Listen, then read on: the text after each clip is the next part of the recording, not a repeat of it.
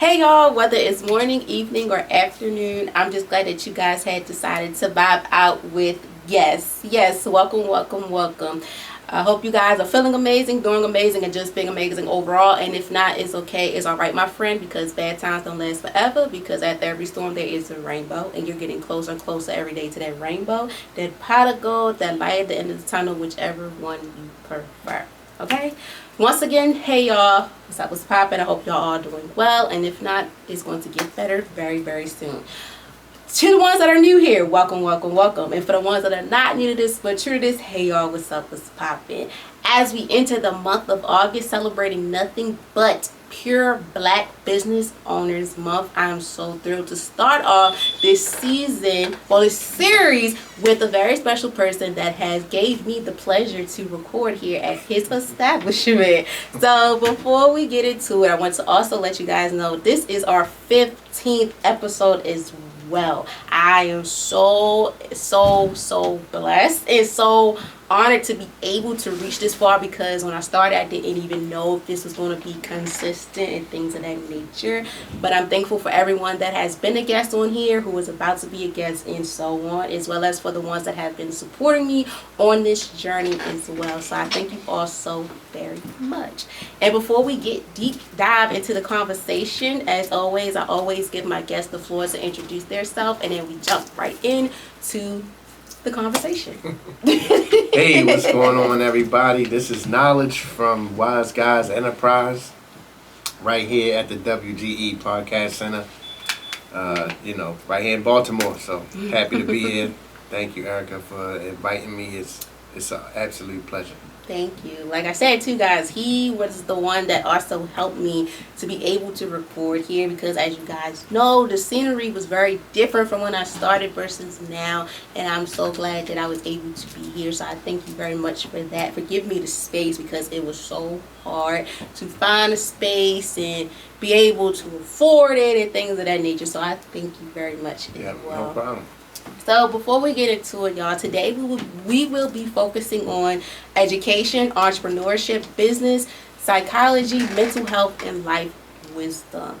Also, y'all, fun fact too, Mr. Knowledge also is going to Morgan State to get his MSW.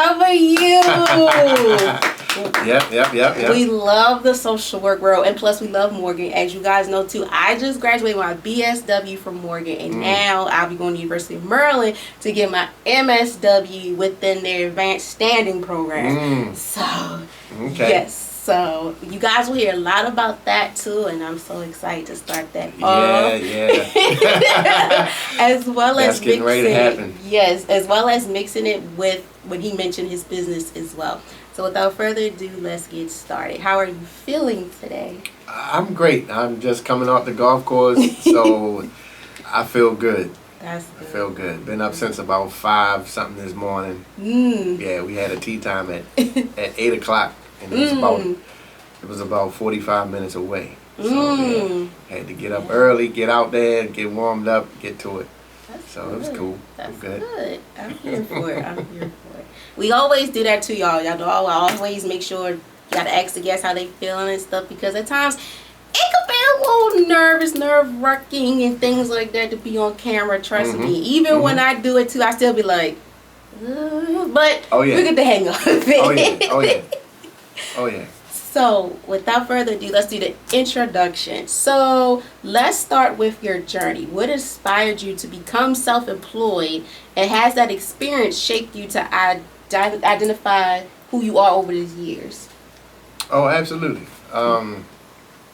So I was at Morgan State when I started cutting hair. Well, actually, I started cutting hair. Let me correct that. I started cutting hair back in high school when I moved with my dad, like 10th grade year. And my dad was like, you might want to learn how to cut your own hair so you can save some money. And then that turned into me cutting my own hair, me cutting my friend's hair. And then while I was at Morgan, I was in about my sophomore, junior year. And I went to lunch with a friend of mine, wound up meeting a guy, shout out to Keith from Supreme Cuts, and he was like, hey man, I can help you get your license without going to school. And my immediate thought was, really? I didn't even know you could do that. Right. So I was like, well, you know what? I could kill two birds with one stone. Get my degree and my barber's license at the same time. And eventually that's what happened. So he was like, he was like, call me if you're serious. So that's what happened. And then as I journeyed through that, you know, being a new guy, you know, in the apprenticeship program underneath for him, and then, you know, getting close to graduation, it's like, you know, what you going to do? Are you going to pursue corporate? Because I was in electrical engineering at Morgan State. So, you know, some of my friends were going corporate, and but I was already making some decent money, I felt. So I stuck with barber, and you know, that kind of was like, you know, my mom, she was like, well, are you going to go into the field? You know, the benefits, the money, the, you know, the stability of working 9 to 5, you know, and so I stuck with the entrepreneurial field because at the time, like I said, I was making pretty good money. I liked the flexibility of creating my own schedule, and it was working for me at the time. And here we are, 24 years later, I'm still doing it. That's good. That is really, really good, especially too when you mention like even going to school and doing that, because for some people that's really hard, especially like you said, you went to Morgan too for undergrad. Going to an HBCU, and then too when you're in college, you have to have some type of income coming in. It's so hard within, like, if you're a full-time student, part-time student, and then a full-time or part-time student worker, it's very hard. Right. And that's a blessing, because it is hard. It's so hard. I mean, you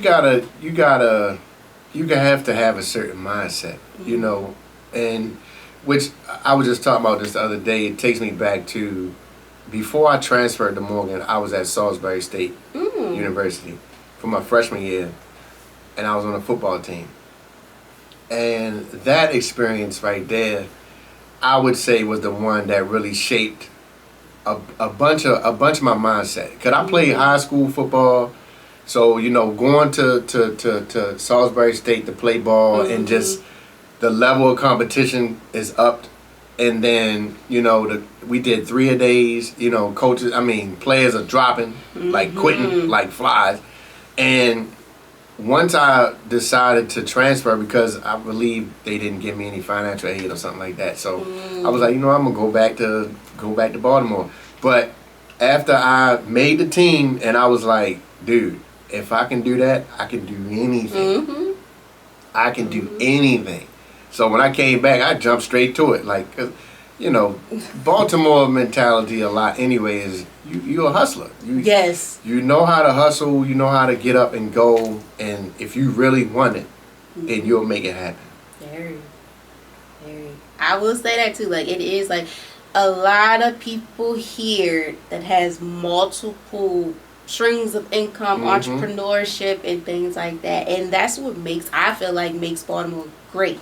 Even though, turn on the news, you look on social media, you see all the bad, but they really don't promote that lifestyle. And I feel like it's needed, especially for the children coming up too. And then also going to impact in, like, when we're going to talk deeper too, than the social work world, dealing with children, things like that is needed. Because at one point in time, I felt like with an education, I didn't want to stay here for my education. I did not. It was like tug of war. Like, okay, I'm going to stay home for save money, be with my family. But then it's like, if this school is giving me more than what I'm getting from home, why not go there? But then you got to think too, like your safety and things like that. So going back to you saying you went to Salisbury, was that your dream school, or that was just, you know? No, it wasn't. It wasn't really. I was just in a mindset like, whoever, like you said, give me money or wherever I can get in. Because what happened was one of the coaches had came to Poly and recruited us, and then we went to Salisbury for a visit, and then we got to see the campus, and so that was like the only school that was talking football. So that's why it was like, I'm going there, you know, and because I wanted to play, you know, so that's what made that decision. Okay. And you say you went to Poly too. I said, okay. I went to Mervo. So. Okay, yeah. Hey, you made it out. Yes, I did. You made it through. I did. You know, that's important. That people, I think, nowadays take that for granted. Mm-hmm. High school diploma is important. Yes. It is. Whether they say, master's degrees are equivalent to high school diplomas, but still, you need a high school diploma. Yes. It's so crazy you say that, because I was telling my brother and his friends last night, I was like, if anything in this world, please make sure you have that high school diploma or GED, because people are looking at you crazy if you don't have nothing. Exactly. If you don't have nothing, they're like. I was just telling my son that, and I'm trying to tell him, like, why would you wait until the last year to want to quit, or you only got a half a year to do? Why wait till now to quit? And I said, because now you know that you need a job. And if I'm a person looking at your application, the first thing I'm gonna see is, oh, he don't have a high school diploma. So right now, how can I depend on you to complete tasks that I need you to do when you can't even complete this task? Yes, because now, like going back into the corporate world and stuff too, everything is electronic. The paperwork is slightly changing, even like within going to school, college level, everything is mainly online, working with corporate, everything is mainly online, and it's harder too for them. Sometimes you would think the generation now will understand how to use it, but sometimes they still don't know. Right. So I was so crazy. I told them, I was like, please have that high school diploma. Even if you did drop out, go back, get that GED, because once you get your education, nobody can take that away from you. Right. Even like high school diplomas, college degrees, certifications, no one can take that away from you unless you allow it to go to waste. Right. Like with women or men, CNA, GNA, and you said with your barber license stuff, no one can take that away from you unless you let it go. Unless you let it go, yes. So that's very, very key that I like to point out with education, because it's serious. It's very serious. It is. It's very serious. And you don't have to go to college. That's what I'm telling him. Like, if college, we always say college is not for everybody. You don't have to go to college. You can do a trade. It's other schools out here that you can go to and learn things that just the average person is not doing. Trades especially, because they're about to be on the up. Yes, like HVAC and all that. Like, electrical. They're making money. Oh yeah, they're big making money. Yes, big money. Yes, I tell people that too all the time. Like, college not for everyone, but at least have something on your resume to show for, especially too within this day and age, the stuff you want to do, you have to have something to back it up. You have to have the skills, the hours and stuff like that, because if not, you can't have it. Like, we manifest these things, I guess I got it, but it's like once they're asking for the requirements, it's like, dang, I don't got it. So it's like it pushes you harder. Like, even for us within social work, for us to be top in there, we have that license. We have to have that license. Yeah, you do. You to be able to sit in the room and be like, look, to diagnose a kid and tell a parent or whatever the case may be, you have to have the license to be able to be heard and be seen. Yeah. Because, like, even for case management level, they'll look at you like, okay, but you really don't know what you're talking about because you don't have your license. And that's in everything within nursing, all that. So I think that's what inspired me kind of to go back to school. Part of that, and then part of, working with the kids, doing PRP work, was an inspiration to go back. And, like you said, like for me, I was like, I actually want to go all the way to my PhD in applied sociology, because I said, as a doctor, you walk in a room and people say, hey, what do you have to say? Yes. As opposed to, I'm coming in the room and I'm like, hey, I'm knowledge. I've been a barber for 25 years. They like, all right, nigga, go sit in the back. Yes. Yes. Like, it's a different response because I've worked to get the credentials. Yes. So, that was a reason, one of the reasons why I went back. And again, going back to Baltimore City and just seeing, working with the youth, seeing the youth, seeing what they're going through, seeing what they have, what they don't have, what they're exposed to, what they're not exposed to. and just, trying to play a part. Yes.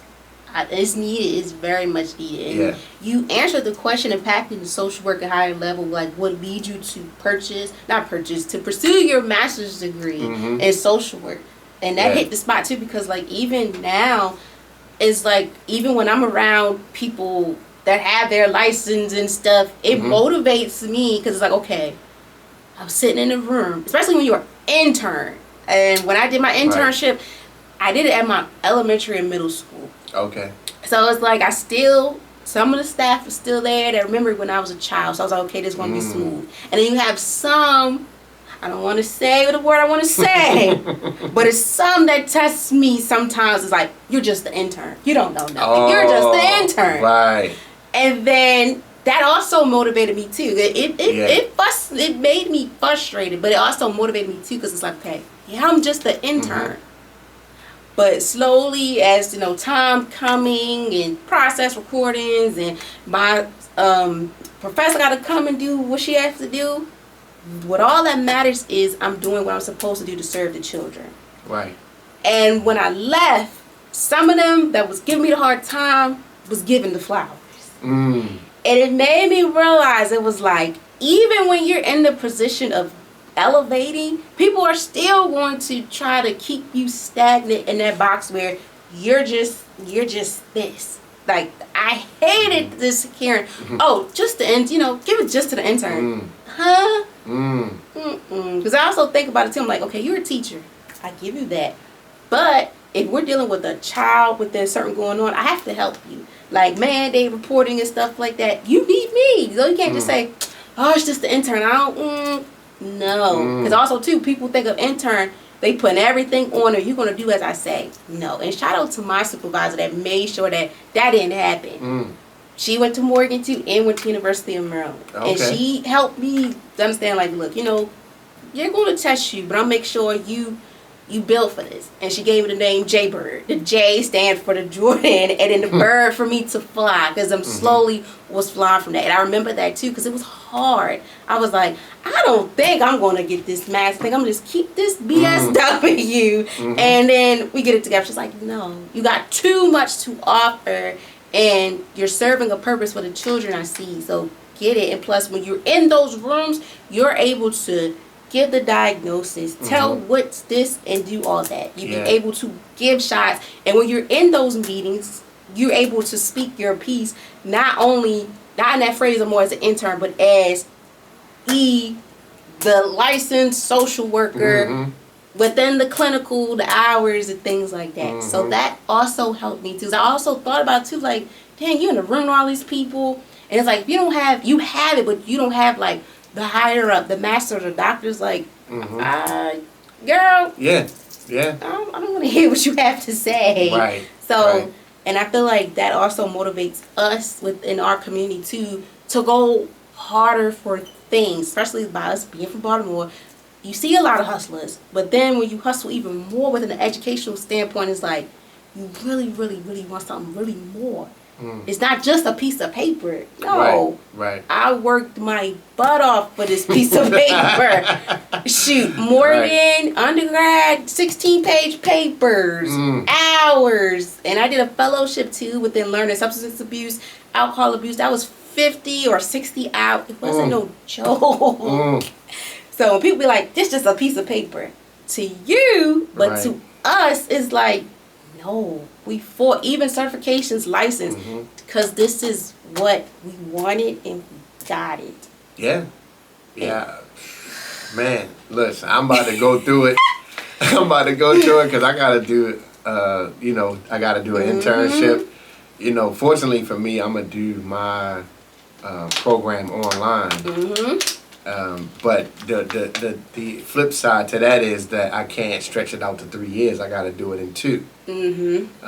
But hey, again, one of the reasons why I did it was because I'm a thinker. So if I'm, like I said, I've been doing a couple years with the kids with PRP work, and so I was like, if I do business.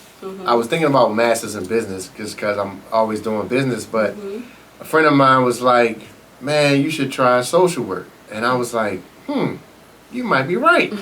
Because I feel like, it's like a mechanic. If you get the right tools, you put the tools in place.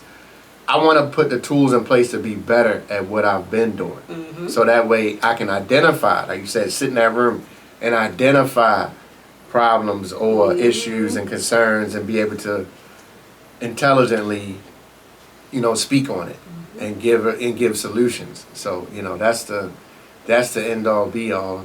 And be able to and the thing about, like what you said about, like when you out there and you're around people that have been in the field for a while, or they seasoned, or they older, or whatever, and they may think they know everything.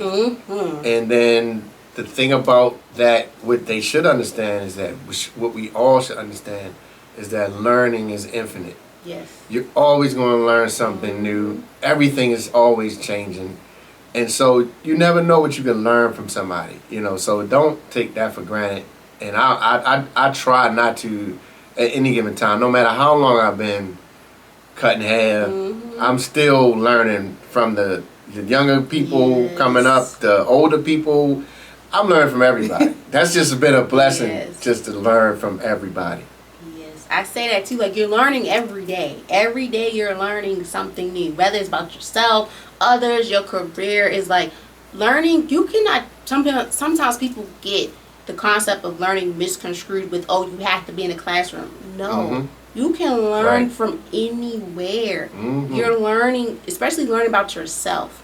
Like, what's for you, who's not for you, mentally, physically. I'm real big on the mental health aspect, especially in this profession that we're doing, working with people, serving them to help them with whatever they have going on. You have to make sure that you are good too, because it gets to a point where it's like, sometimes we say we can't do this no more, but then you got to think, I signed myself up for this for a purpose, so why should I stop it? Whether I think that way too within the podcast business. Sometimes too, like, I'm going for my master's for the 11th month program equals to 1 year. I am freaking out, low-key, because I'm doing my internship at an alternative school with high school children, high school. And that's 3 days out the week. School online, and still have to make a commitment to doing what I started, and still getting some money. So it's like undergrad, it was kind of different. Undergrad was kind of different. Going to internship 2 days out the week. Class maybe 2 days or 1 day. But also too, before I started the program, I was working 2 jobs. So it was just like, when I got into the program, because I get prepared for the paper and stuff, I said, something got to give, something got to go. I let one go and another door open and it helped me. I'm thankful for that. But I also thought of it too, like when preparing for school, is the sacrifices we have to make. Oh yeah, it's definitely going to be sacrifices involved. I mean, like you said, I'm getting ready. I'm preparing myself now. Like, I got to do the 2 days a week. Fortunately, having some flexibility with my schedule. But still, I still have to maintain my client visits, stuff like that, seeing the kids, still working at the barbershop, still maintaining the studio, still, got a couple irons in the fire.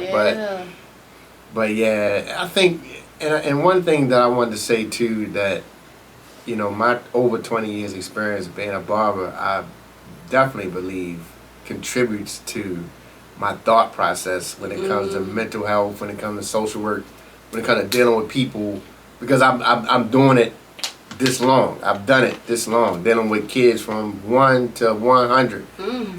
People, the ages 1 to 100. So the way that I approach things over the years and just in general, I think that I should do fine.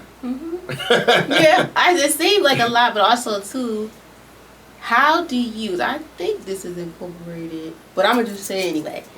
With everything you have going on, how do you handle your mental health with you being a barber, running the studio, your family? How do you yourself just be like, okay, besides all that, how do I the funny thing is, the real thing is that, you know, even my lady friend, she said last night, she said everything that you're doing, you like to do. Mm-hmm. So everything that I'm doing, I like doing. Mm-hmm. Like, I like making music. I like DJing. I like cutting hair. Mm-hmm. I like working with the kids because I'm like, you know, this is something I've been doing in the barbershop, you know, talking trash to the kids, talking trash, you know, like, because a lot of them need somebody on the outside to say, what are you doing? Yes. You know what I'm saying? Like, that's not cool. You know, and so doing everything that I'm doing, I actually like doing. So to me, it doesn't become stressful. It can become. So the one thing I try to focus on right now is just proper planning. Yes. You know, keeping the schedule, trying to put things in my phone, on the calendar, so that I'm not missing something or that I'm not overlooking something. And I think my brain works better with doing multiple things. Maybe, you know, because I was like, what if I just cut some things out and then focus on one thing? Yeah. And she was like, you'll never do that. And I'm like, yeah, you're probably right, because again, everything I'm doing, I like doing. Yeah. Like, it's not painful for me. It's actually therapeutic. And then I don't get to I haven't been able to squeeze golfing as much as I would like to. However, you know, I know that's not going anywhere. So, you know, if I can get to the point where I can get back to what I was, like, okay, you know, I can go to the golf course every day, which is what I want to do. And then, you know, it'll go from there. But again, everything I'm doing, I like doing. Yeah. I like that. It's a balance. I think for me, because I'm younger, it's still like I'm still learning as I go. And I'm big on, trying to figure everything out, because I'm big on organizing. Like, gotta have the planner, gotta have it in the iPad, gotta have these reminders. Like, I remember it in my head, but I also gotta remember on paper, checking off and things like that.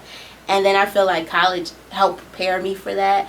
When I went to community college, because I graduated during the pandemic from high school and then college, first community college, CCBC, it was a wake-up call. Like, I just started working, and then I picked up a job with them online, with the mentorship, and then have to adapt to, you know, still learning online and doing everything. And then, you know, back then everybody was going nuts. Everybody's in the house with everybody 24/7. Yeah, that's a different experience. And then once I came to Morgan, surrounded by people that look like me, have some similar traits, and then it was like social work back when they added within the ethics self-care. That's what was like, you need to pay close attention to self-care.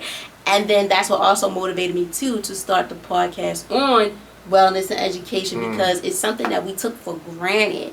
And then a lot of people dealt with a lot of issues during the pandemic. Like, they try to go back to normal. And I'll never forget, my dean told me, because I took her family violence class, and she was like, you know, we always wish for that normal, but it's like, when things happen, it's not going to go the same. This your new normal, your new beginning. And that stuck with me so much, because I'll be like, I want this to go back to normal. Like, I want this to go back.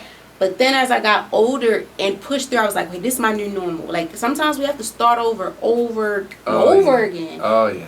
So, and that's like, I'll be teaching my siblings too. I'm like, it's not going to be the same every time. Even the children that serve, I'm like, it's not going to be the same, because every chapter in life is different. It's not the same. Like, when we get older, it's not the same from when we were 10, 12, things like that. So that really helped me too. And then for you, and I hear from like a lot of people, they say, you know, I'm older, this helps, I like this is enjoyment, it's my therapy. Versus my generation is like, look, I'm still trying to figure it out. I don't know. Like, I don't know. Well, yeah. You know, the one thing that I wish I would have done more when I was younger was try to find a mentor. Try to find somebody that doesn't mind pouring into you Like if you see somebody, or you find somebody and they doing what you want to do,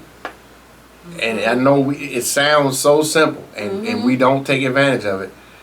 You find somebody doing something that you want to do, and they're doing it well. That's the person you want to tap into, because they can help you with the the indecisiveness. They can help you with that, or also with, if you have a plan, or you think you have a concept and you want to make a move, and they can be like, you know what, that might not be the best move. The better move might be to do this first. They can help you with that, and I think that's key. Yes. Because it'll cut down a whole bunch of just mess ups and mistakes sometimes. I mean, don't get me wrong, everybody makes mistakes. Yes. And it's not, everything's not perfect. That's just not life in general. Like, nothing is perfect. But what you can do is cut down your learning curve by getting that mentor. And again, but it's got to be somebody that's willing to put the time in to pour into you, and y'all have an exchange. Because what I learned too from being a mentor is that I'm learning too. As a mentor, I'm learning. I'm learning from you. Yes. Because you might teach me something new that I wasn't even on, and I'm like, yo, I just learned something. All right, cool. Now I can step my game up a little bit and keep it moving. Yes, it's so crazy you mentioned that too, because I did an episode I think last year on mentorship, especially impacting the youth, because it's very, very needed. That goes into like the question I was about to ask you within, what was it? Dang, I forgot. But it impacts with mentorship. I feel like that's needed to have someone that's, okay, you look up to them, the role model, like, dang, this person, a real person in your life. Sometimes we get caught up within TV and all that, because it's like, yeah, they live, but it's like, can they really sit here, talk to me, and give me the plan? Yeah. Break down the blueprint. No. Right. It was so crazy that you said, because I was like, mentorship is needed, especially for our youth, because they need someone to look up to. Yes, they have their parents, but sometimes they need someone else to trust outside of that. And it's so hard for children to trust others, because like for me, going back to internship, I dealt with 6th grade, and then my supervisor gave me 4th grade girls. Yeah. Oh yeah.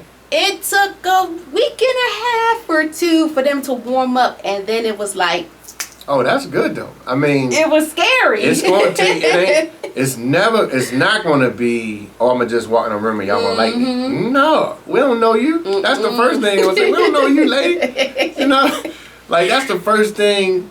Because, and the thing is that unfortunately a lot of the households are single family mothers, and they're doing the best they can. Yes. Sometimes it works out, sometimes it doesn't. Being a male, all the kids on my client list are males, young men. And so it's sections. So you got your, like you say, you got your young people under 12 years old. You got your people transitioning from middle school to high school. You got your high school students that's in the middle and also getting ready to transition to being young adults. And so each one you have to deal with differently because of the age difference. The younger kids, you're trying to instill in them some sort of discipline, some sort of structure, some sort of good habits for them to create so that they can become productive people when they get to high school and beyond. And a lot of things I tell my young kids, I tell all the kids, look, I'm gonna give you stuff that you can be able to use for the rest of your life. The stuff that I'm gonna give you and stuff that I'm telling you and sharing with you, you gonna think about this 20 years from now and be like, oh man, Mr. Charles said this, that, and the third. And to me, that's important because one of the main things I always tell them too, like, I'm not here to be the enemy. I am here to hold you accountable. Yes. Because sometimes parents don't do that in the best way because they trying to be cool. Yeah. And if you put the kid on punishment, they need to stay on punishment. Not, oh no, you can come on, let's go get some chicken wings. No, no, you on punishment. Like, and it's parents, it's our fault too. You know, it's our fault too, and you know, but we all learning. You know, but if we can't, if they weren't lying when they said it takes a village. Yes. They weren't lying. Like, we take these little sayings and phrases and think like, oh man, they say that all the time. No, they said it for a reason. Like, the elders, trust me, the elders, and that's another thing I was blessed with, being able to cut hair for so long. I talk to people 80 years old, 90 years old. Like, man, I'm telling you, like, they'll give you some of them old lessons, and then you realize, like, okay, now I see why this lesson was like that. Since back in the day. It ain't changed too much. It's the same today. So I see why when I talk to them, and I always, you know, tell them thank you. Thank you. Give me all the jewels you got. Give me all of them. Yes. Because they still relevant. Yes. Yes, it is. It is. And then going back to like the barbershop, when I did the series for men's mental health, I seen a post on it. It was like, for men, that's where they learn a lot. Even to be a man is in the barbershop. Even like, you know, that was y'all mentors. Like being in the barbershop. Yeah. Is because, you know, you're surrounded by men from all different ages, backgrounds. They teach you, giving jewels and everything. And I was like, it's so crazy because that's true. Yeah. That's true. And like, I remember when I was younger, and it was just like the feeling, like the barber was like equivalent to the pastor. You know, it'd be 3-4 barbers, could be 2, whatever, 3-4 barbers, but whatever he said in that arena was like the gospel. Yep. And it took me some years to realize the power that I had, because when I first started, I was just like, oh yeah, I'm going to learn how to cut some hair. You know, I've been doing it, whatever. I'm going to learn how to cut some hair. And then over time, it probably took about 3-4 years to really be like, oh snap, the barber has power. Like, the barber has power. Like, wait a minute, I'm over here changing people's lives. Like, you know, and I've given out tons of advice, tons of therapy, tons of suggestions, tons of things just to help people. Like, now I had them laughing yesterday because I was like, I was on a roll, and I was like, I'm giving out blessings today, you know, and it's just rolling. It's just rolling. Like, I'm not even really thinking about it. It's just coming to me natural because I'm flowing. So that's as it should be, and that's a good thing too, because I was thinking too, like, not only you helping them look good physically, but mentally you're helping them too. Yeah, mentally, especially for men. And going back to the question within, like, the barbershop has been a safe space for men to talk. How do you see your role, like, and within supporting it, you see it within your profession, like, not only I'm making y'all look good too, but I'm also helping y'all within ways that it will work down the line. Because, you know, sometimes my father be like, you ain't gonna listen today, but he's gonna hit you one day. And I be like, yeah.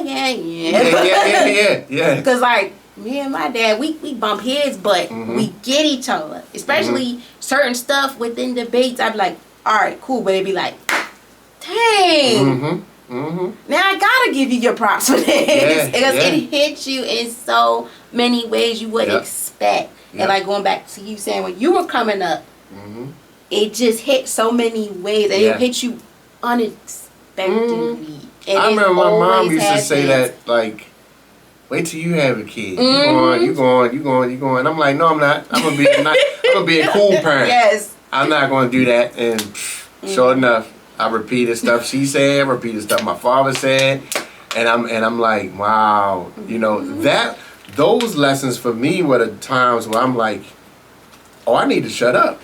I need to really take advantage of and listen to my elders. You know, like, they know what they be talking about. Like, and I remember, because I tell my sons, I be like, I remember being young and thinking that I knew it all. I remember being young thinking that, I got the way. I know the way. And it's like, nah, you don't really know the way. You got a lot to learn. Like, but you don't really feel that until you go through some things. Yes. You gotta go through some stuff to be like, dang, my father or my mother told me this, and I ain't listen. So now here I am. I'm paying the consequence. Yes. So that's just a part of life. And sometimes we wonder, do we have to go through that in order for it? Can somebody take the advice and say, oh no, I don't want to go through that.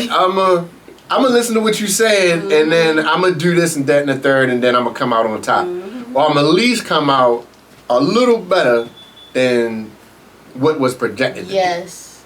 I feel that way because, like I said, like me and my father, like love him to death. Yes, and by me being the oldest, it hits harder. Oh yeah. It hit real hard because it's like you're female too, so it's like you gotta be on your P's and Q's. And as I get older, it's like okay, but sometimes I'm like, dang, I really had to go through this to deal with this and that. Yep. But it changed me. It helped me in so many ways, and I thank him for that, as well as my mom, because without them, I'd be lost. Because you know, some people growing up, like I have some friends that had their parents and their grandparents and maybe some godparents. Nah, I have them. That's all I got. So I can't take this for granted. Nah. And then plus, being the oldest, I have to set an example for my siblings. Absolutely. You have to. You have to. Because they watching you, whether you think they are or not. They are watching you. I was fortunate enough to, I've been blessed to have my parents. I got a stepdad, so I had two dads. I had my grandparents. The only one now that's still living is my mom's dad. But I've been fortunate to have family.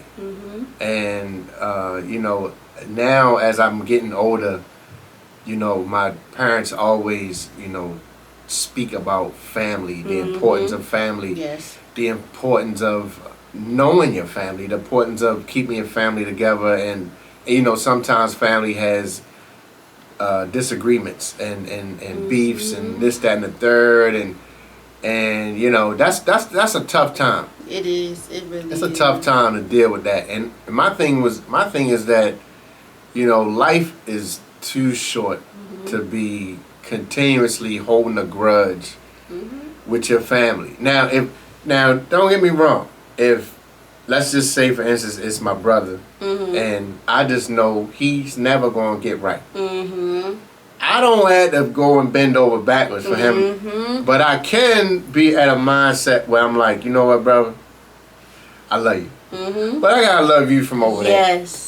You know, I gotta love you from a distance, but I love you though. So you know, I'm not going to say any ill things about you or speak negatively on your name or anything like that. But at the same time, I gotta protect myself. Yes, protect your peace at all costs. I love throwing that, like, please protect your peace at all costs, because like I said, like I have my parents, like I have my mom's parents are still alive, but it's like having them there, like I know them, like I know you, but it's like I really don't know you, like you get that feel and stuff. So it's like it's complicated. I'm gonna give you an idea. One that I ain't thought of. I never got to complete it, but I was going to do a podcast with my grandparents. Wow. Like at their house. I was going to bring my stuff. I was going to set it up just to get the knowledge and their version of where you came from. What was it like back when you was who are you? What did you do? You know, what was it like growing up back when you were growing up? You know, and how were my parents when they were my age? Yes. You know, give me all of that. That is cool. That's but really now, cool. not only do you have another episode on your podcast, you have a time capsule for your family to go back and listen to and say, oh, this right here is going to last for generations. You know, like if you want to know who grandma such and such was or grandpa such and such was, here it is. That's dope. That's dope. The only thing is, my mom's parents are divorced, so okay. I don't think they really get along like that no That's more. cool. So my grandmother, I know. You could just do separate episodes, and then maybe piece them together. Yeah. You know, maybe do this a part 1, this a part 2, and maybe make it a series or whatever. Who knows? That's you know what I'm saying? I like that idea. And the crazy thing is too, like when you said like getting to know who they are. Within undergrad for before we got into the program with social work, I took Black families. You have to take that. It's like your prereqs. And my professor, she made us do a project on, it was an elderly paper. 8 pages long. And you know professors are not reading anything if it's less than 8 pages or more. And she had the question structured really nice, everything. She said, add your own to whatever. So I did on my grandmother, and it was very surprising because, like I said too, I didn't have that close relationship with her, but it also helped me understand her more. You know, even though we're not as close, it's like I know something of you. Because like my parents say too, if it wasn't for them, you wouldn't be here. And I'd be like, you right, you right, you right. And it's like when you learn from them too, it's like, wow. But I like that series. I might do it one day, see how it goes. But like still having to learn to love from a different distance, because like we all have within the Black family, we go through things sometimes for good, for bad, and you know what I mean. As I'm older and as the oldest too, I'm real big on family oriented. Yeah. So you know, but if you approach them with the dynamic that this is my purpose in doing this, it's not to get y'all together. The purpose is for this family to learn something about our family. You know, it's that's what the purpose is, and also you helping me out. If that's not enough, then I don't know what to tell you. Yeah, we're gonna see it. I'll report back to you to see how it goes. But I really like the idea of it because, like, within my dad's side, like, my aunt and them, God rest their soul, I knew more from breaking it down and how it went and just listening to them be like, oh my gosh, and it draws you even more closer. And then my mom's side is like, okay, and it's like, but you know, times change, people change, so hopefully it go that way. And which brings it full circle back to you being a social worker. It's your job to figure that out. Yes. How to merge that together with not having everybody melt down. That's your job as the social worker, is to bridge that gap. So it all comes back. Yes. Yes, it is. And we'll see how it goes, because people have been telling me too, like, okay, you should do one on your parents, series on your parents, get your dad. I'm like, well, that series is going to have to be breaking down into 5, 6, 7 parts, because geez, you got a lot. You got a lot to say. Yes, and then like I said too, like we bump heads, but we get along. And then like my mom too, that'll be like a long series and get them together too. I'm thinking about that too. I think I'm gonna start with that and then see how the grandparents want to start off. I like that idea.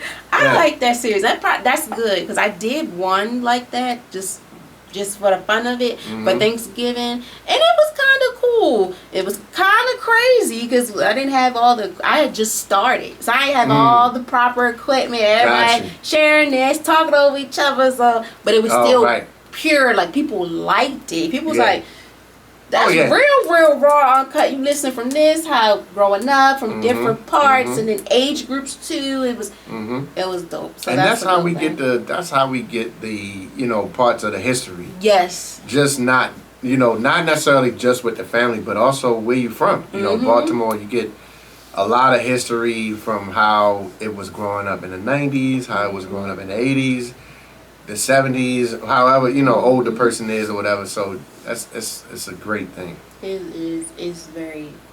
Family is very important. Even sometimes, even when the people are not your blood, like they say in Black families, kinfolks. Oh yeah. So I mean, my extended family is probably ridiculous. And that's just how it is, and Yeah. that's just the beauty of it too. Just even to having people there to help you, because sometimes too, even coming into social work and then taking it seriously, because at first, as a child, it was just so many things I wanted to dip into.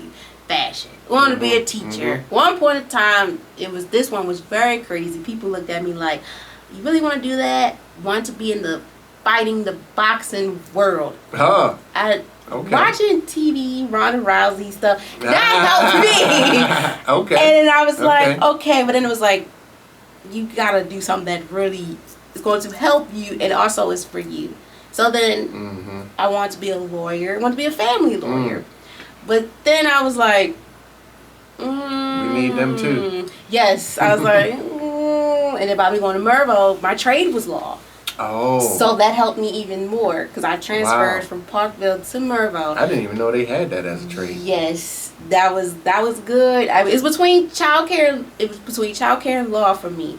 I was like, well, something gotta give, and they gave me law. So I was okay, cool. And my teacher and I are still close to this day. And I'd be like, he'd be like, get your paralegal certification just for the fun of it. I'm like, okay, I'm gonna do it.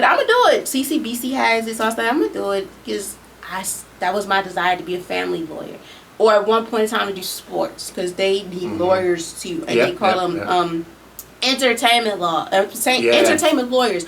But my real passion was the family. The family was one because too, like with children in the system, out of the system, trying to put the family together and things like that. That was very important. And then when I went to community college, the law program, it was just like, it wasn't clicking for me. And then being online, I'm like, I can't do this. That's something I love. I have to be in person. Because I had a best friend too. Yeah. Him and I was like, okay, we're going to do law. We're going to ride this till the wheels fall off. When the pandemic happened, that dream sort of casually went away for us because of how it was. But he doing cybersecurity. That's a dope industry too. I kind of still kept my path within social work, within the law, but within the children, but different kinda. And to look at it, I was like, it makes sense. It makes sense, and it's going to make sense. I'm gonna make sure it makes sense. Because that was one thing too. People would say too, we go to college, please make sure you do something that makes sense.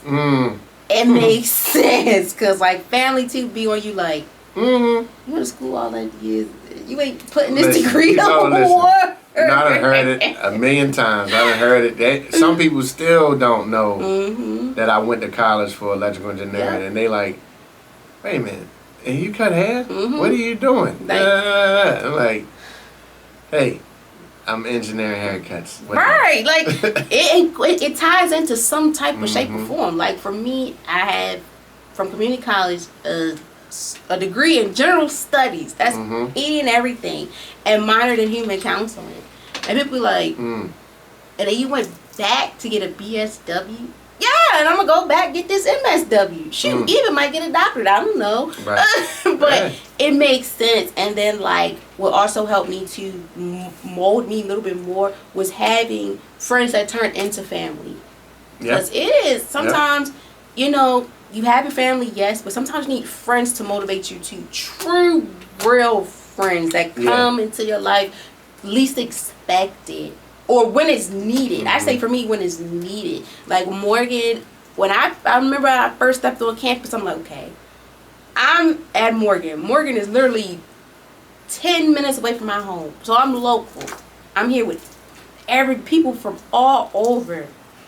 I was scared to death. Because I'm like, I don't know what to expect. It's like, it's HBCU. You watch the TVs, you see on social media. You get a real mixed feeling. And then I grew, because when I went there in Morgan, I said, you know what, all right, you go in here, get this education, you leave class, do your homework, go to work, repeat. You don't have time to be here, going to the game. You ain't got time to be But I was like, no, I can't do that. I'm at an HBCU. Right. You gotta take advantage of HBCU, Morgan State. Come on now. And then when I started to meet people, get a feel of the campus and knew everything, it was like, this is my home away from home with the people that I got comfortable with and still are to this day is cool with. And I'm so glad because they say too, in college you will find people that's going to help you in the long run. And I'm thankful every day that I met them because if not, I think my life kind of been boring. Like, you know, having friends is very well needed for your personal and professional life because sometimes your family can do but so much and then your friends come in too to help you as well. Going back to the mentorship within, you know, you have your parents, but also you need somebody else outside the family that you can trust, that can help you understand and navigate life and just be there for you, but also vice versa. I'm big on the vice versa because that impacts who's here for the reason and who's here for a season. I'm real big on that. And you can tell who's really here for you for a reason and who's here for just for the season. I have a circle of friends that we definitely motivate each other. There's certain ones that, you know, they're constantly on their game and it's constantly keeping you on your game. Yes. So absolutely, friends is important. Very important. I feel like it helps you also learn more about yourself that you didn't know. Yeah, it will. It could scare people. It could scare you because you're gonna have to hold yourself accountable. Yes. You know, that's the one thing about having those friends that will pull up and be like, nah, bro, you what are you doing? You out of order. Number one. Well, how are we gonna fix this? I need you to do X, Y, Z, and I need you to do it like ASAP, like not next year, not next month. I need you to do that like right now. Like, what's your goal? How are you getting there? Like, people ask you these questions and you like, wait a minute, I'm an adult. So? Sometimes we still need those lectures. Checks and balances. That's all it is. I mean, that right there separates the successful from the unsuccessful. Don't get in your feelings about a person checking you on something that if they see like your plan ain't the way and they are friends enough or respectful enough to come to you and say that's not right, bro. Yes. You got to do this way. Like I'm seeing what you're doing and that's not the way. And you can take it or you can leave it. Yeah. That's just life right there. You can take it or you can leave it. Now, when you find yourself, if you leave it, and you find yourself in the same situation 6 months down the line because you didn't take the advice, there's nobody to blame but yourself. You know, but if you took it, and then maybe 6 months down the line, you're in a little bit better position, and then like, okay, maybe I found something here that I listened. Now I can build on what they told me. It might not have got me all the way to the finish line, but it helped me get around some curves that might have had me stagnant. Yes. I feel like it's very important because sometimes too, I feel like with my generation too, when you correcting us, it's the way you're developing it. So I be real big too. Like if I see my friend, I'm like, okay, something not right, and here's why. And sometimes too, I still believe in the saying of tough love because some people, it's like, even within parenting, I bet you can justify with this. You can be so soft and it's still like, it's not working. You put your foot down, it's like, okay, now you understand what I'm saying. Right. And that's how it is too, even when you get older. Sometimes you're like, well, you need to fix this. And then they be like, okay. But it's like, look, no, this is the problem. This is why you're doing, this is why this is not working. This is why this ain't working. You need to cut this out, cut this off, cut this person off. And it's like, oh, you care. Yes, because I'm your friend or your family member is going to tell you. Because it's people that can be around you that, you know, sometimes your A1 people will even let you slip into the hole. They'll let you just slip into the hole. And sometimes the people you least expect to help you, they'll be like, dang, you really care for me and you see something in me. We all went through it. we all went through it. Like, you tell who's here for you, who's not for you, and that's what it packs with reasons and seasons. But I know from my generation, or you know, a lot of my friends that I'm still friends with from high school, we played football together, and you know that coming up with, you know, coaches that were like on your heels, and they weren't always saying the nicest things, but it made you toughen up your skin. And nowadays, you know, I see it's a lot more sensitive. Like sensitivity that people getting their feelings because you might say something some kind of way. You know, your delivery might not be the best, but you know, sometimes I realize you gotta say something a little crazy to get your attention. Because like you said, if I'm sitting there like, oh, well, come on, guys, let's, and it's like, get your dumb ass over there. Right. It was like, you talking to me? Yes. Yes, I'm talking to you. Now I got your attention. Yes. So, you know, it's crazy how the human dynamic is. It's wow. It is. It's very crazy because it also impacts with like, whether the social work side and in your career, like how do you hope to merge your real world experiences, like as a business owner, with your future career within you pursuing your master's degree? You said, how do I intend to merge it?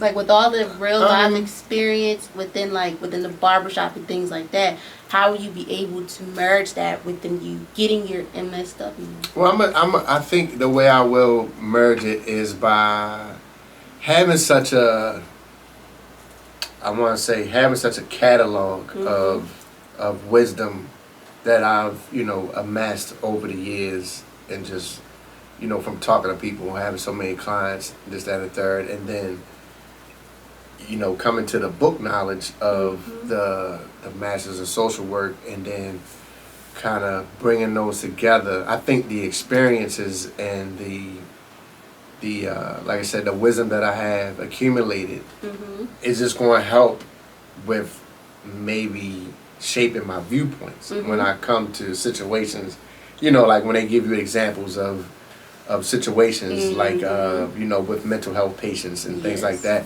And so I think that because I've had to deal with real life situations of people coming to me asking me for my advice when it came to things that were, you know, somewhat deep, depending on, you know, what we talking about, you know, because going back to the dynamic of the man having a safe space in the barbershop, a lot of times our real issues come from women. And how we deal with women, how we interact with women, and how we react to women. And so a lot of the young guys may be, you know, first time fathers, and this is where we kind of have a real high tension space, because a lot of guys have went down because of their reactions to what their child's mothers had done. Yes. And so, you know, that trying to explain to them, you know, some of the things that you know, happen throughout. And it's weird how it could be 5 guys in the barbershop, all different walks, all different ages, or somewhat similar, maybe in a 10-year radius.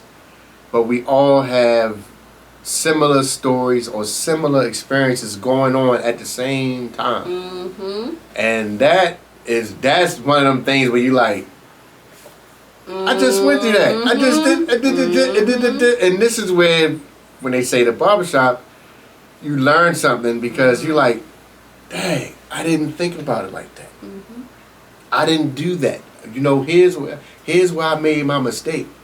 Here's why I see you about to make the same mistake. Don't do this. Don't do that. Don't do this. You know, and that's where, you know, those situations can, you know, turn out to be learning lessons. Yeah, that's the deep learning lesson, because that impact with the question too, with the mental health challenge. I was going to ask, like, what have you observed within, like, you know, dealing within the barbershop and stuff, and you answered, like, you know, you see stuff full circle, and it's shocking too. Like even in the social work world, what we do our counseling or sessions, you be like, dang, you went through something I went through, but it's like you have to keep in mind the empathy and the keeping empathy, it to level of that is so the empathy is a really big part.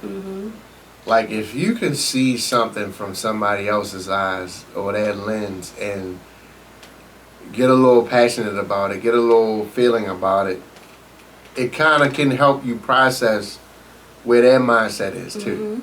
And that helps, I believe in the social work, it helps in the barbershop. Because there's been plenty of times people who told me stories and I'd be like, what? Like, oh man, I kind of feel for you. Yeah. I know exactly how you feel because how I feel at this moment, I'm like, Yeah. that was tough.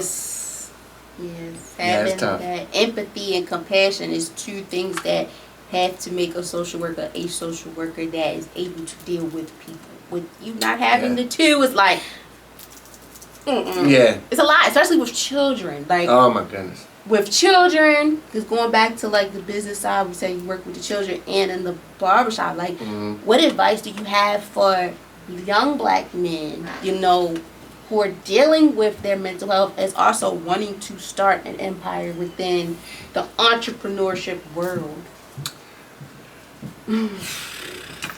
The best thing I can tell you, one of the best things I can tell you is patience. I think that hasn't been harped on enough is patience. Is because, everything right now is right here. Like you can pick your phone up and dial somebody in China.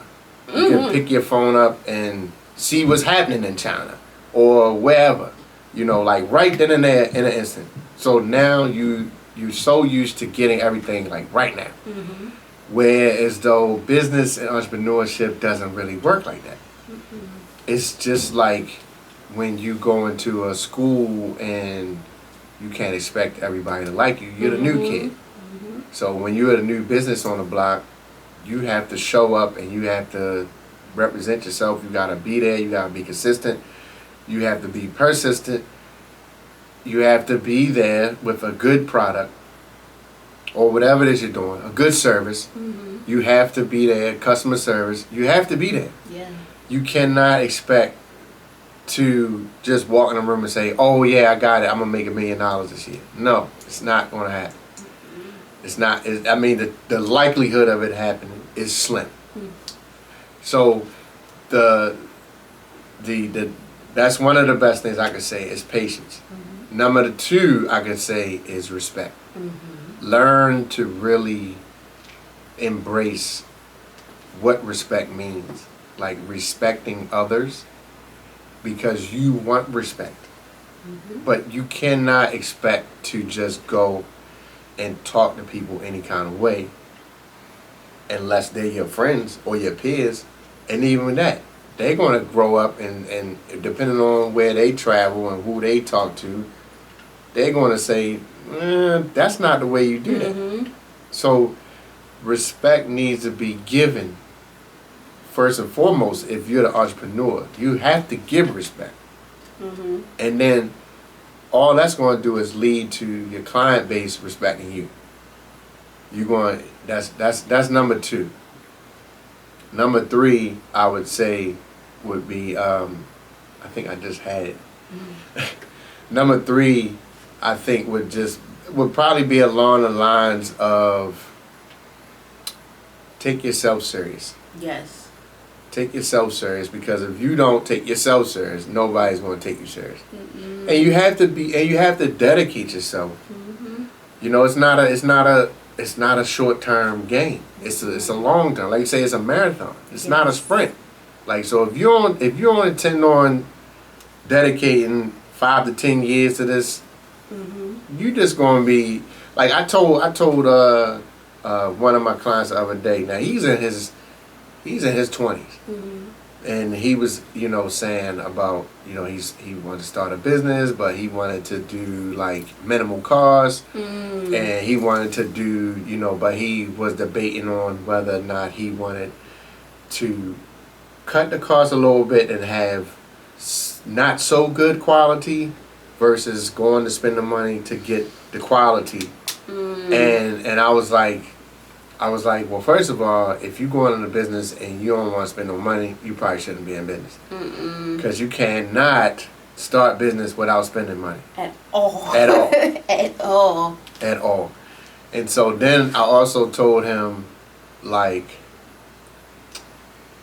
you might as well go ahead and spend the money if you have the resources, meaning money, to buy the proper equipment, to have yourself be the quality. And we talking about like streaming. And I was like, if you have the resources, meaning money, to go and purchase the equipment so that you have quality, go that direction. Because what will happen is if you don't, and you shave the money and you go cheap, all you're going to do is wind up buying new equipment anyway. Because you're going to be like, I don't like this.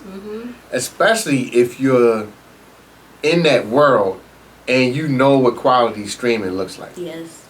Now, if you go in there and you like, yo, I can't represent myself like this. That's basically what's going to happen. So now you done wasted time, you done wasted energy, you done wasted money, and you're going to wind up spending the money to get the other equipment anyway. So now you're paying twice.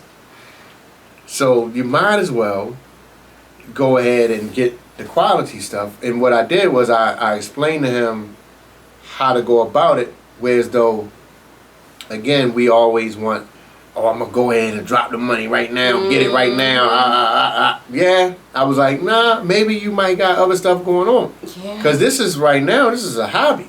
It's something you want to do. It's something that you can, you can go in and, create a business and everything like that. But at the same time, you got to crawl before you walk. So I told him, like, what you could do is, if you know the cost, the end cost, you could go ahead and break that down into 7 months, 6 months, 10 months, 12 months, depending on how much money do you have to allocate that's not going to affect what you have going on over here, your bills and everything else that you got to take care of. How much do you have that you can set aside and say, I can allocate $200 a month to this. My goal is $800 or $1,000. Let's just say $1,000. So now you got 5 months to go. You got to put this $200 aside, and you at the end of that 5 months you have your $1,000. Now you go buy your equipment. Now you're sitting cool, as opposed to, I'm gonna go ahead and drop this $1,000, and now I can't. I'm short on gas this month. Or I'm short on rent. I'm short on gas and electric. I'm short on something where as though you needed this. Like, don't do that. So when he took the advice, and I told him, I'm a check back on you to see what did you decide to do, because, but he said that it made sense what I was explaining to him, and he was I felt like he was grateful for it. So that's good. I'm glad. I hope he was, because like nowadays some people like, look, what do you want? And it's something that's really going to sit down like you did and give you the whole breakdown. Yeah. Because like for me, I wish someone would have told me how it was for podcasting. I didn't know nothing. I just was listening to people, doing my own research. So I taught myself. I felt like if I had someone to be like, look, this how you do this, get this equipment. Don't get this, get that, do this. Because I've been through so many mics. Got the camera, the equipment, the play. So, yeah. Sometimes it's like, dang, I wish somebody would teach me. And then like when people come up to me, I be like, I'm gonna tell you straight up, no one taught me nothing. I taught myself. Right. And I'm glad you were able to teach him, because like I said, it's people out here that's not even willing to help. Yeah. And it's so hard because it's like, if I ask you and I know you you doing good. You can help me, Mm-hmm. and I'm glad you did because that helped him a lot, especially within the financial stability within a business. People fail to realize that money is being spent regardless. Like we say it all, like all the time. Like we make money and we have to spend it. Mm-hmm. Like sometimes, like dang, we wish you could keep it for a long run, but sometimes like you never know what can happen. Mm-hmm. So it's like you gotta spend money to make money. And then Yeah. I was thinking too, like when you said for him, like to do the cheaper way, but he doing a clothing business, it sounded like quality is a big thing. People like quality. It's quality over quantity. Yeah. And I noticed that too, like within every business. I'm about to say you can see that in a couple markets, like clothing, food, especially. Like if you're doing, even in the DJ world, your sound, your speakers, your mixers, your whatever you putting into, cheap is not always the best way to go. It's not always the best way to go. And another thing too is build relationships. Sometimes it's not always about the money. If you can leverage maybe your time or your skill to make a connection with somebody that like in the long run it's gonna be beneficial for both of y'all. Like if you can do that, that's important. Relationships are important. A lot of times I do business where on certain situations I might not get paid what I would like to get paid, but as a person, I'm like, what, I'm gonna get the exposure. I'm gonna go ahead and do this, whereas though another gig may pop up and now I get what I want. And I've been fortunate to deal with people to whereas though one of the things I remember, I believe it was Russell Simmons said, if you ever want something in life, help somebody else get it, and then you'll get it. And when I heard that, I was like, yo, it makes sense. It makes sense. Because if I help you get $1 million, you're going to turn around and be like, we need to help you get $1 million. So, and a lot of times, sometimes, not all the time, sometimes, people take advantage of your kindness. Yes. They do. And sometimes I don't feel like I need to go into a situation and say, well, this is why I'm doing this. No, if I'm doing it and you don't recognize it or you don't see it as, damn, he really looking out for me, then okay, fine. I don't feel like I need to go in every situation and be like, well, this is what I did and this is why I did this and this is and you should be. I don't want to do all that. That's a lot. Like, I'm different. I'll be like, yo, I'm different. I don't know, cause I've been around wealthy people, and I see how they carry things on different levels. So, yeah, it's like a give and take, and it helps you in so many ways within your personal and professional aspects. So many ways. And that's what concludes towards the end is, what legacy are you hoping to leave within your professional aspect, whether it's in the social work world, the business world, whatever it is, for the next generation to come and your family and things like that? Man, I don't even fully know my whole answer to that question in terms of legacy. What I do know is that eventually what I would like is for my kids to really understand how much work has been put in to just get to this point. And in the future, what I do see though is because I'm actually working on launching a nonprofit. So the nonprofit being something where we have a substantial amount of influence on the young people in terms of like creating leaders and bridging the gap somewhat between them and the older generation. You know, because that needs to be something that we need to do. You know, because I've realized we lose a lot of history when we don't tap into the elders. Yes. And we don't really know like where we came from. You know, because the educational system is not teaching us who we really are, where we really came from, and what we can do. You know, so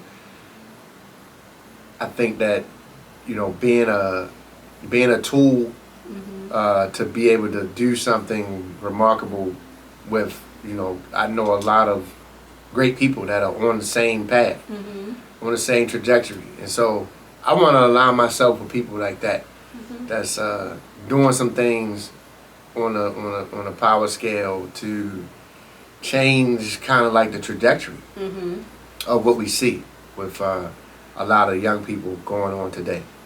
I think that's if and when let's say that if and when I can do that and be a part of that, then I'm great. I'm fine because I feel like my family dynamic is good. I feel like I love my family.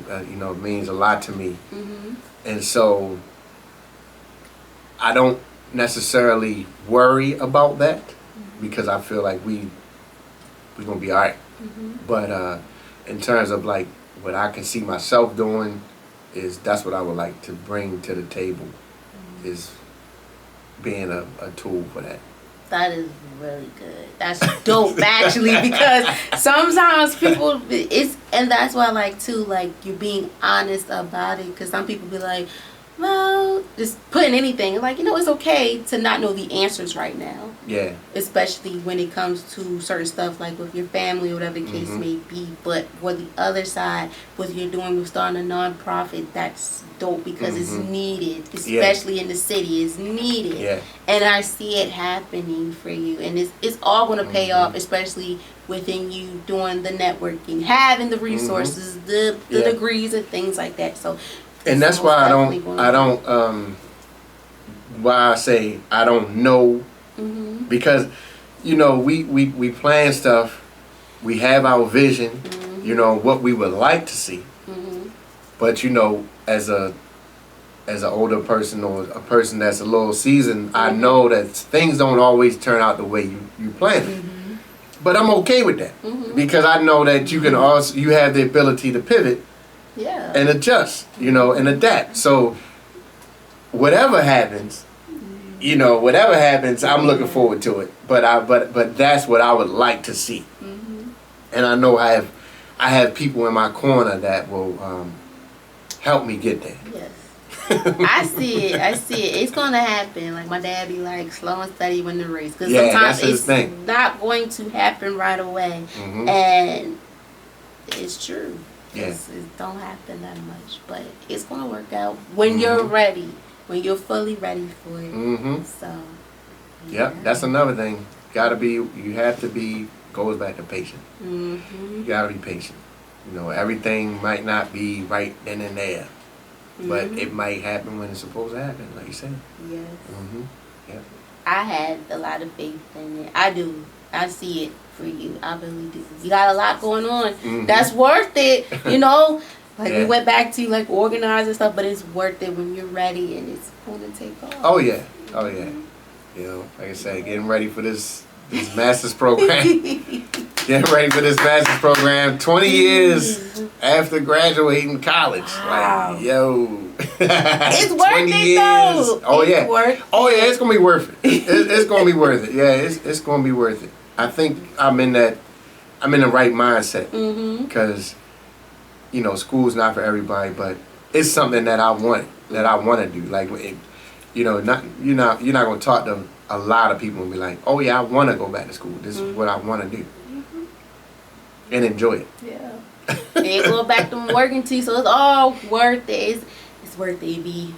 Yeah, but you're online now. But if you were in person, you would see all the new qualities they gave us and stuff. Finally gave us a building and all that. Oh yeah. I was okay. up on campus. I was up on campus a couple weeks ago for orientation. And so we had to do, you could do the campus tour if you wanted to, and that's and the third. And I was saying to myself, I was like, you know what? I might be on campus more than I actually think because of all the resources they give the students. And I'm like, I could definitely see myself being in the library. Yes, that was my favorite place ever. Right. I could definitely see myself being there. So I was like, shoot, don't be surprised. Catch me up on campus because I'm in there getting some work done. Yes, don't be surprised. Oh, absolutely. Yes. It's going to work out. I have faith. Within you going into the next chapter in your life, getting that master's, I know it's going to work out for you.